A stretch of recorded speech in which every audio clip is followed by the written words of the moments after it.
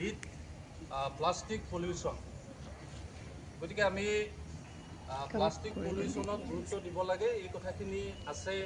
আৰু লগতে আমি যোৰহাট কেন্দ্ৰীয় মহাবিদ্যালয়ে একেবাৰে অনুষ্ঠিতকৈ আজি এই দিৱসটো আমি পালন কৰিছোঁ। পৰীক্ষা, আমাৰ জোন, এডমিশ্যন, বিভিন্ন কাম কাজবিলাক চলি আছে আৰু সেইকাৰণে আমি অনুষ্ঠিতকৈ আমি ক্লিন ড্ৰাইভ আৰু লগতে আমি কেইটামান পুলি আনিছিলোঁ প্লেণ্টেশ্যন বৃক্ষৰোপণ কাৰ্যসূচীৰে আজি অনুষ্ঠানটি আমি পালন কৰিম বুলি ভাবিছোঁ। এই প্ৰাক মুহূৰ্তত মই আমাৰ মহাবিদ্যালয়ৰ মাননীয় অধ্যক্ষ মহোদয়ক আজিৰ এই অনুষ্ঠানটি শুভাৰম্ভ কৰিবৰ কাৰণে আৰু বিশেষকৈ আজিৰ যিটো বিষয় আছে বিষয়টোৰ ওপৰত দুআষাৰ বক্তব্য ৰাখি আমাক উৎসাহিত কৰিবৰ কাৰণে আমি অনুৰোধ জনাইছোঁ। নিপেনকে ধন্যবাদ জনাইছোঁ। যোৰহাট কেন্দ্ৰীয় মহাবিদ্যালয়ৰ ছাত্ৰ ছাত্ৰীসকল, শিক্ষকসকল, IQAC কৰ্মকৰ্তাসকল, IISc, NCC কৰ্মকৰ্তাসকল, আজি বিশ্ব পৰিৱেশ দিৱস, ৱৰ্ল্ড এনভাইৰনমেণ্ট ডে।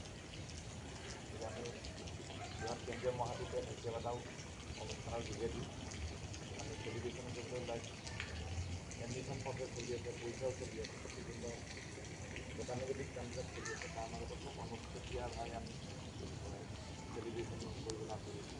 এতিয়া মই এই পাঁচমতে সকলোকে এই বিশ্ব পৰিৱেশ দিৱসৰ অভিনন্দন জনাইছোঁ আৰু আমি পৰিৱেশৰ প্ৰতি যে দায়বদ্ধ হ'ব লাগে তাৰ কাৰণে আকৌ এবাৰ আমি সকলোৱে নিজকে সাজু কৰাটো ভাল। এইবাৰ যিটো থিম দিছে বিট দ্য প্লাষ্টিক পলিউশ্যন, এই থিমটো এবাৰেই নহয়, দুবাৰ তিনিবাৰ দিছে। বিশ্ব পৰিৱেশ দিৱস 1973 পালে। ইউনাইটেড নেশ্যনে যেতিয়া 1972 ৰিজলিউশ্যন লৈছিল যে বিশ্ব পৰিৱেশ ৱৰ্ল্ড এনভাইৰনমেণ্ট আমি পালন কৰিব লাগে।